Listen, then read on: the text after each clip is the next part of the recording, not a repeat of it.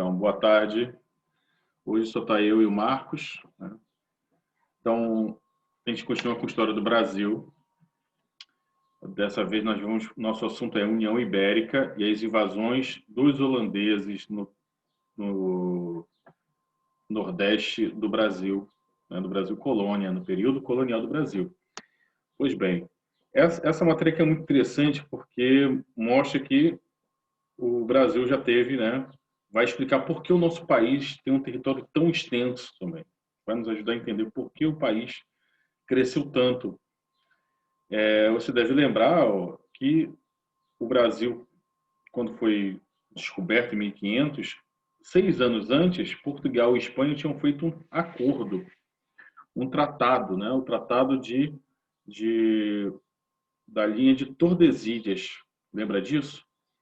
Que foi o tratado dividindo, né, as futuras descobertas das duas nações, né, a parte do leste da linha imaginária ficaria para Portugal, enquanto que a parte oeste da linha imaginária de Tordesilhas ficaria para a Espanha. Então, o que restou para o Brasil, para Portugal, né? Quando Portugal toma posse apenas do litoral nordeste e sudeste da América do Sul, né? Então, só o litoral mesmo, mas faixa menor do que é hoje o Brasil. Olá, Miguel, boa tarde, tudo bem? Seja bem-vindo. A gente acabou de começar. Então, Portugal e Espanha, quando a gente fala aqui de União Ibérica, a gente está falando desses dois países, Portugal e Espanha, de como esses países se tornam um só, ficam sob o domínio de uma única coroa, por isso, União Ibérica. Tá? A Sofia também chegou. Então, boa tarde, Miguel. Boa tarde, Sofia, tudo bem? Seja bem-vinda também. Então, a gente está falando aqui de alguns assuntos, de alguns termos importantes para a gente entender essa matéria, que não é difícil, mas também tem alguns conceitos importantes que a gente tem que ter em mente, né? Que o Brasil ele cresceu, né? Ele era somente uma parte, né? O litoral só, e aí ele foi se expandindo. As pessoas foram entrando, né? Os colonos portugueses, vou chamar assim de luso-brasileiros, foram adentrando no território que pertencia à Espanha. E foi então expandindo o nosso território até chegar a esse tamanhão que é o Brasil hoje. Então, assim, e no decorrer da história de Portugal, Portugal é uma nação pequena, né? Uma nação voltada para o Oceano Atlântico, na Península Ibérica, mas foi, apesar de ser pequenininha, foi o primeiro Estado nacional da Europa, ou seja, o rei de Portugal detinha todo o poder, exercia essa autoridade sobre todo o território desta nação, né? A nação portuguesa, ela se identificava com o governo, com o rei, né? Tinha o território bem traçado, porque lá no começo de Portugal, o comecinho de Portugal, o núcleo de Portugal, que era o condado portucalense, na verdade era um feudo, né? Um condado, e o dono do feudo, né? O lorde, o senhor feudal, ele era um vassalo do rei de Leão, que era um reino espanhol. Mas o Dom Afonso Henriques, ele conseguiu expulsar os muçulmanos do seu território, conseguiu lutar contra esses reinos espanhóis e manter sua independência, né? Daí surge o reino de Portugal. Uma época que ainda não havia nenhum reino da Espanha unificado, né? Eram vários reinos na Península Ibérica, chamados reinos católicos, que estavam em luta contra os muçulmanos, os mouros. Somente em 1492 é que a Espanha se torna unificada, expulsando definitivamente os muçulmanos do seu território, né? Mas, durante toda a sua história também, a Espanha ficou de olho em Portugal, sempre de olho, né, dos seus primos portugueses, tentando engolir Portugal. Teve a Revolução de Avis, que foi uma tentativa do Reino de Leão de abocanhar Portugal, né, tomar de volta Portugal, mas os portugueses lutaram contra os espanhóis e expulsaram eles. Mas sempre houve essa tentativa de abocanhar a Portugal de novo, né? Unificar a coroa, né? Pegar esse território de volta para a coroa espanhola. E isso quase aconteceu, olha, Ana Clara, isso quase aconteceu durante a Revolução de Avis, né? Que deu início, né? À dinastia de Avis. E hoje vamos falar do último rei dessa dinastia de Avis. A gente começa a nossa aula, então, falando do Dom Sebastião, o último rei de Avis. Boa tarde, Ana Clara. Tudo bem? Quanto tempo, Ana Clara? Seja bem-vinda. É bom ter você aqui com a gente. Então, vamos começar falando sobre o Dom Sebastião, que sempre foi um problema para a coroa portuguesa, isso não somente para a coroa portuguesa, mas também para qualquer dinastia, é você sempre dar continuidade à dinastia com sucessores, né, descendentes, que vão herdar o trono. Só que na lei portuguesa só pode herdar o trono o sucessor masculino, né, o filho masculino do rei. E aí, então, no caso da dinastia de Avis, foi porque o rei anterior, né, da dinastia anterior, só tinha tido uma filha mulher, e ela tinha casado com um príncipe espanhol. Aí tinha essa possibilidade da Espanha anexar Portugal. Mas aqui, no caso, nasce já quase Portugal já não tinha mais esperança de ter um filho homem, Dom Sebastião, da Casa de Avis, em 1554. Ele, muito jovem, ele tinha uma mentalidade muito religiosa e ele cresceu num ambiente que tinha muito influenciado, né, pelo passado glorioso de Portugal. Porque Portugal se orgulhava, né, os reis portugueses se orgulhavam de ser reis guerreiros, está no cerne da história de Portugal lutar contra os muçulmanos, né, contra o infiel. Então tinha aquela ideia da cruzada. Os próprios cruzados ingleses, vindos das cruzadas no Oriente, você lembra o que foram as cruzadas? Lembram disso? Foi a tentativa dos cavaleiros, né, dos guerreiros europeus cristãos libertarem, entre aspas, é claro, a cidade de Jerusalém, que estava sob domínio dos muçulmanos. Né? Então, sempre teve na mentalidade dos cavaleiros cristãos da Europa essa mentalidade de lutar contra o infiel, contra o muçulmano, lutar pela igreja. E isso era muito forte, muito presente na mentalidade dos reis portugueses. Então, Dom Sebastião cresceu num ambiente meio místico, muito religioso. Ele, então, decide, em 1578, ele vai para o Marrocos. Veja bem, um jovem de 20 e poucos anos, ele era loiro, de olhos azuis, bem com a pele muito clara, né, descendente dos invasores bárbaros germânicos.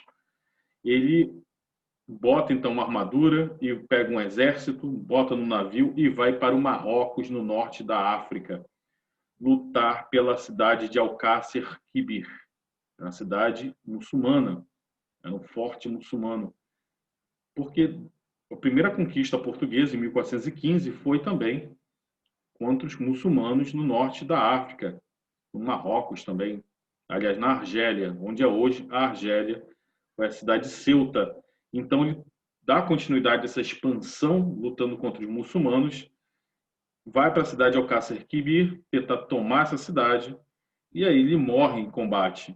Diz que quando a fortaleza dele estava cercada por inimigos, ele simplesmente se joga na galera, sabe? Aí ele é destroçado, não sobra nada do príncipe, do rei, já era rei, muito jovem, Dom Sebastião. E aí então ele morre, não deixa, ele não era casado, não deixa filho, nem filho bastardo, né? Que até os portugueses têm essa coisa. Filho fora do casamento eles estão aceitando também, desde que seja português.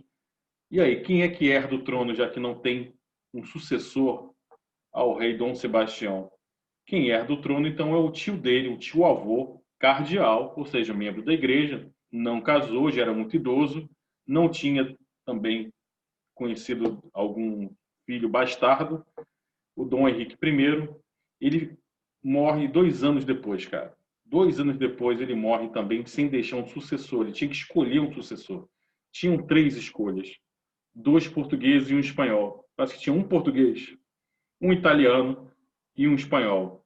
Ele não se decide pelos 3, morre sem deixar por escrito quem ia suceder o trono.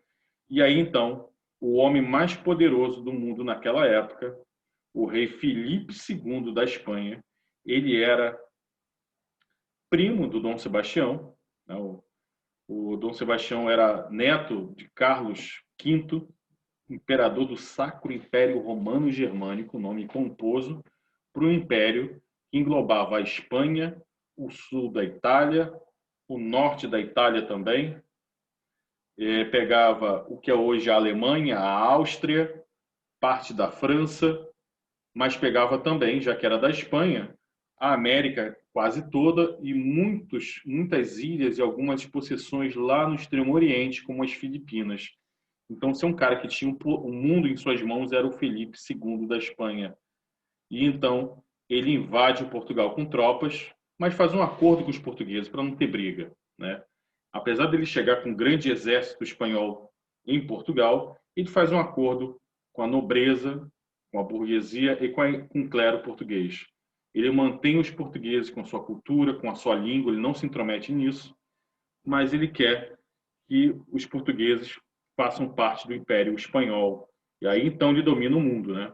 Porque ele pega o que é hoje o Brasil, várias colônias portuguesas na África e também no Extremo Oriente, Macau, Goa, Diu, na Índia, Timor, na Malásia também, Malaca. Então ele pega todo esse império mundial. Então, se a gente diz que é um cara que foi poderoso, foi o Filipe II. E agora ele tem Portugal e tem o Brasil também. Então, ele concede, para conseguir esse apoio dos portugueses, ele concede o direito dos portugueses dominarem o comércio de escravos também na América Espanhola. Né? Agora eles podem vender escravos também da África na América Espanhola e também receber, explorar as minas de prata da Espanha também. Então, isso deixou todo mundo em Portugal meio que feliz. Mas teve uma galera que não gostou disso. Sabe quando a gente falou sobre a introdução da indústria açucareira aqui no Brasil? Os portugueses viram que o açúcar, né, era o produto mais rentável do comércio de especiarias orientais. Viu que o Brasil tinha um clima parecido com a da Índia, um solo propício. Eles já tinham plantado cana-de-açúcar nas ilhas da Madeira, Canárias, Açores, né, Cabo Verde, na costa da África. Deu certo, eles pensaram, mas isso é o Brasil, né? A gente vai produzir pra caramba e vai lucrar muito dinheiro. Só que para você comprar escravos e para colocar aquela indústria, né, que precisa do engenho, precisa das caldeiras, precisa de um grande aparato técnico para transformar a cana em garapa, botar nas fornalhas, ferver essa garapa e transformar em melaço, e do melaço transformar em torrões de açúcar, né, tipo uma rapadura, depois moer, colocar substâncias químicas para embranquecer, e aí sim empacotar e vender na Europa, é um longo processo muito caro, que demandava muita técnica. E então, quem tinha todo esse dinheiro para investir na indústria açucareira não eram os portugueses. Os portugueses, sempre ferrados de dinheiro, fizeram acordo com a Holanda. Os burgueses holandeses investiam dinheiro na compra emprestando dinheiro para os portugueses comprarem escravos, comprarem o maquinário para montar um engenho e transportavam também o açúcar para vender na Europa. Então havia uma parceria muito grande entre portugueses e holandeses. Isso a gente já sabe, quem já falou da indústria açucareira. Porém, outro território que o Filipe II da Espanha também era dono, né? Ele era o senhor, era chamado os Países Baixos. Você já deve ter ouvido falar nos Países Baixos.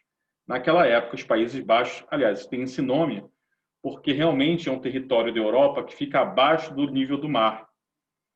Então, era chamado de Países Baixos. E até hoje, a Holanda e a Bélgica constroem grandes diques gigantescos para impedir que o oceano, quando tem cheia, invada e destrua a cidade. Então, esses Países Baixos pertenciam ao Filipe II da Espanha também. Só que é o seguinte, a Espanha, ela era um império que explorava minas de ouro e prata na América, dominava o comércio também de produtos tropicais da América. E era católica, né? Muito católica. Filipe II era um dos maiores reis católicos da época dele. só que já tinha acontecido a expansão do protestantismo. E a burguesia holandesa dos Países Baixos, ela era, em sua maioria, protestante. Então havia uma rixa entre os holandeses, burgueses, protestantes, contra o domínio da Espanha católica. E então os holandeses, porque os belgas, né? A Bélgica vai continuar sob domínio espanhol, já que a Bélgica era católica. Os holandeses então vão lutar contra os espanhóis pela sua independência.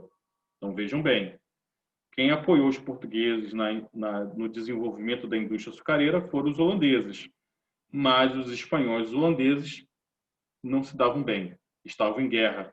E isso vai se estender para o Brasil, porque aí o rei de Portugal, perdão, o rei agora da Espanha e de Portugal, e consequentemente rei do Brasil também, vai proibir esse comércio dos portugueses e brasileiros com os holandeses.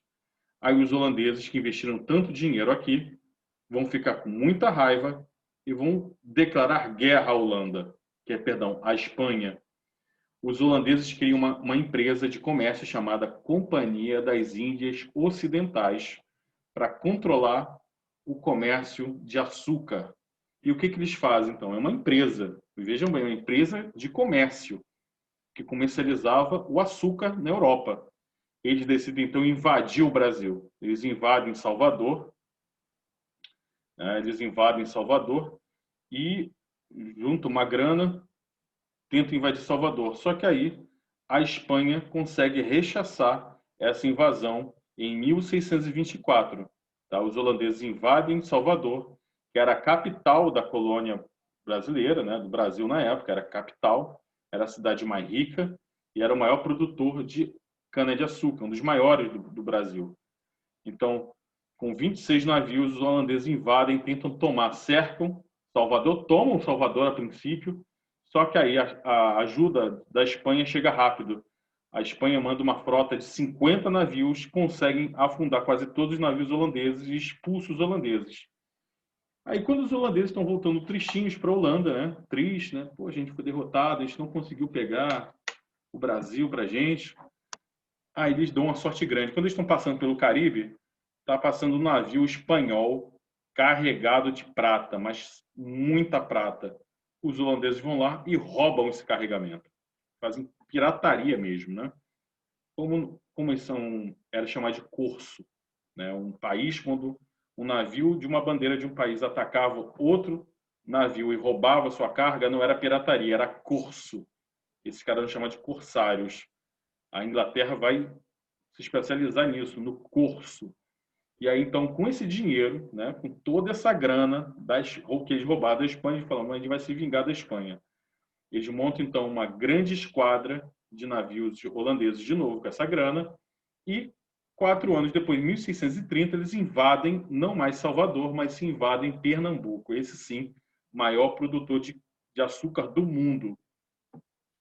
E então, durante 7 anos, eles invadem Pernambuco e durante 7 anos eles ficam combatendo os luso-brasileiros que aqui viviam, porque a estratégia dos luso-brasileiros, estou falando aqui dos brasileiros e portugueses, né, e descendentes de portugueses aqui do Brasil, tentaram resistir a essa tomada dos holandeses. Durante 7 anos, os caras fizeram uma guerra que a gente chama de guerrilha. Não sei se vocês já ouviram falar nisso.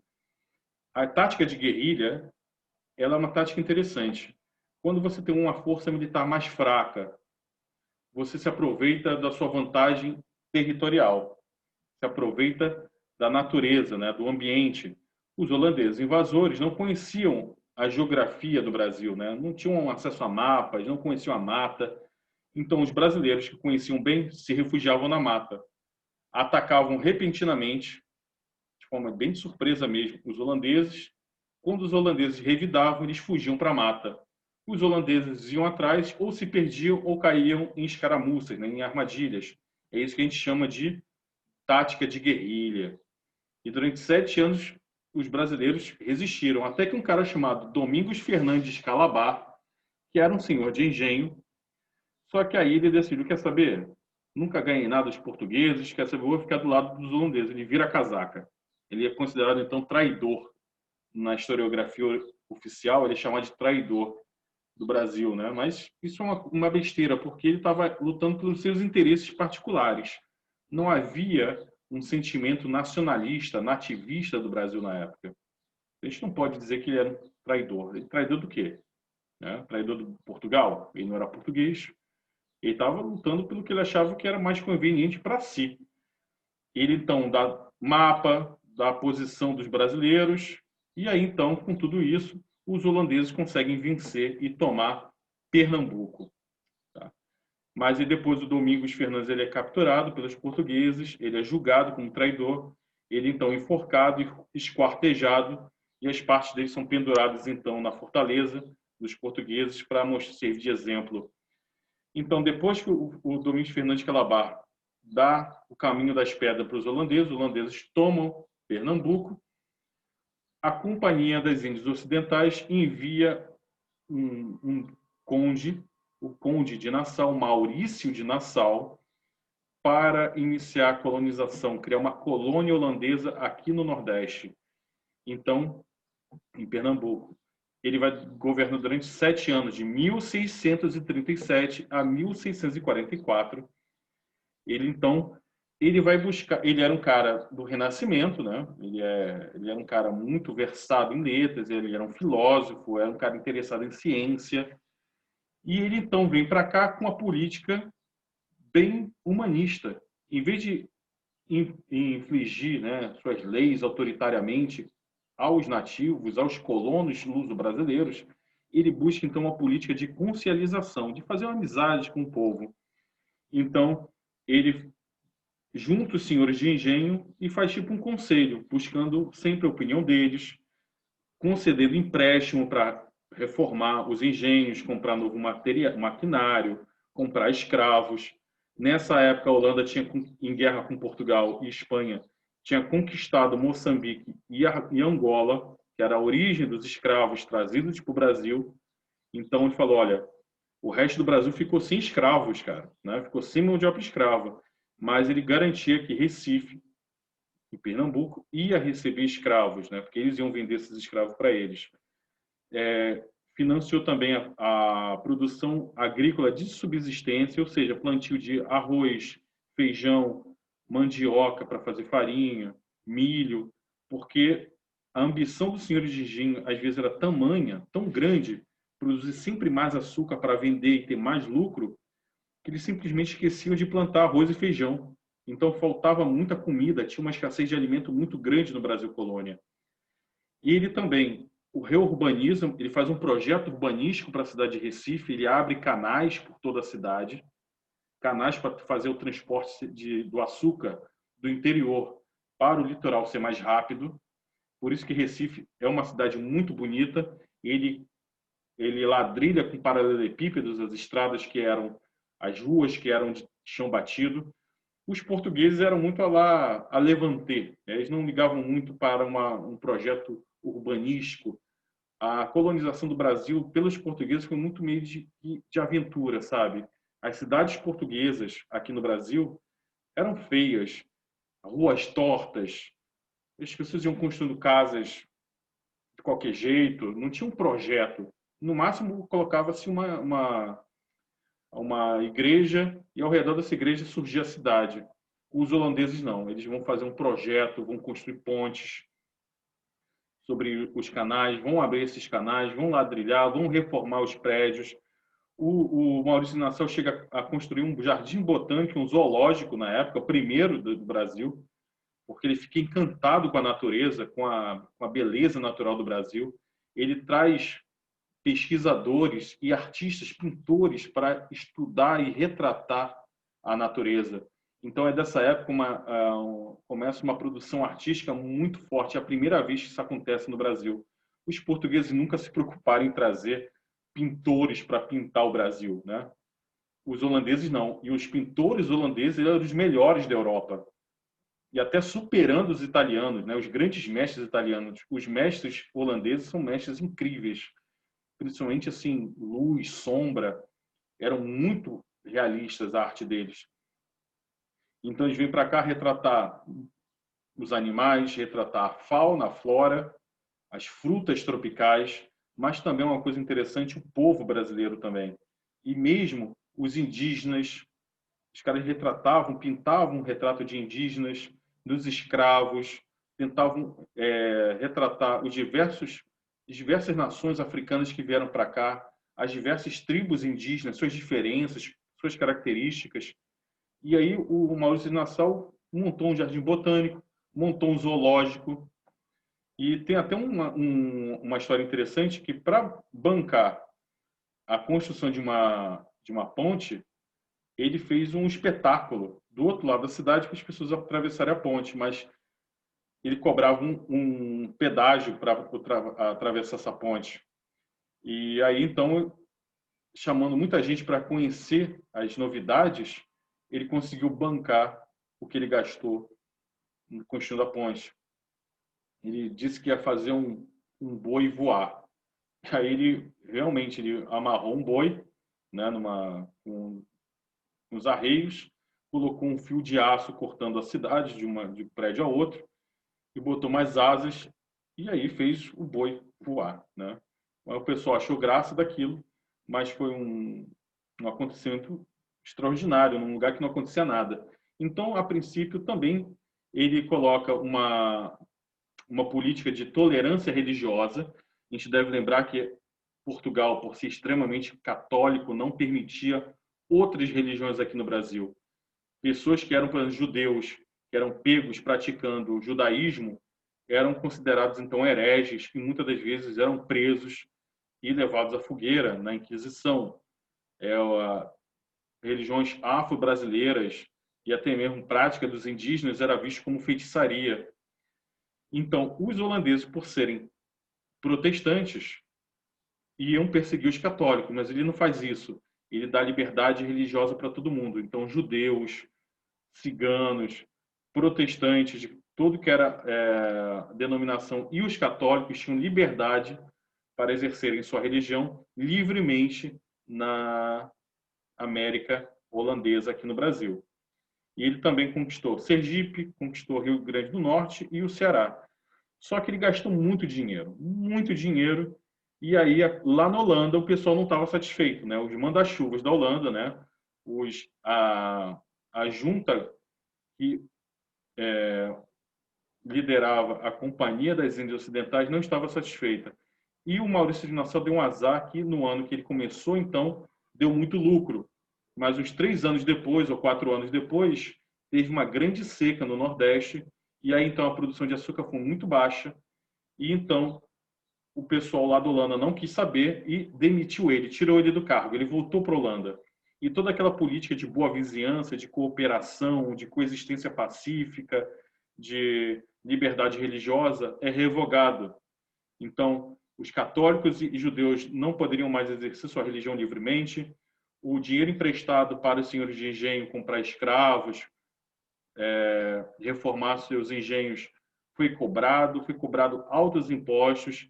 Aqueles caras que não pagaram o que deviam à Holanda, a Holanda foi lá e confiscou terra, confiscou escravos. Então, isso fez com que a população do Recife ficasse muito insatisfeita com os holandeses. E então, o que eles decidiram? Expulsar os holandeses. Então, começa uma guerra para expulsar os holandeses. Os luso-brasileiros, então, se unem. Aí diz que é a primeira vez se unem índios, negros e brancos para expulsar os invasores holandeses. Só bem mais tarde, então, Portugal, já liberta da Espanha, consegue, então, finalmente expulsar os holandeses. Qual é o final da história? Os holandeses são expulsos do Brasil, finalmente, mas isso não vai ser tão bom assim para o Brasil, não. Vai ser muito negativo até, porque os holandeses vão fugir, quer dizer, vão sair do Brasil, mas não vão voltar para a Holanda de mão abanando. O que eles vão fazer? Eles simplesmente vão para o Suriname, para as Antilhas, ou seja, para as Ilhas do Caribe, constroem colônias ali, e tudo aquilo que eles aprenderam de como plantar, colher a cana e transformar em açúcar, eles vão estabelecer essa indústria açucareira no Caribe, nas Antilhas caribenhas. E então eles vão produzir um açúcar mais barato, de melhor qualidade, e aí vai acabar com a indústria açucareira no Brasil. A indústria açucareira no Brasil começa a entrar em declínio e vai ser uma crise econômica terrível para o Brasil depois disso tudo. Tá? Então, gente, alguma dúvida até aqui? Vocês entenderam?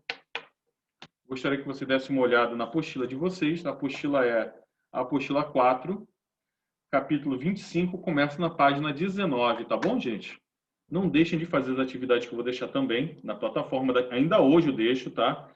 Esse vídeo estará disponível para vocês logo mais. Tá bom, gente? Tudo de bom para vocês. Tenham uma excelente tarde. Tá? Descansem, não deixem de estudar, mas joguem também, divirtam-se. Foi um prazer estar com vocês de novo. Eu espero logo, logo ver vocês novamente. Sinto muita saudade de vocês. E aí, um abraço a todos vocês, tá? Tudo de bom.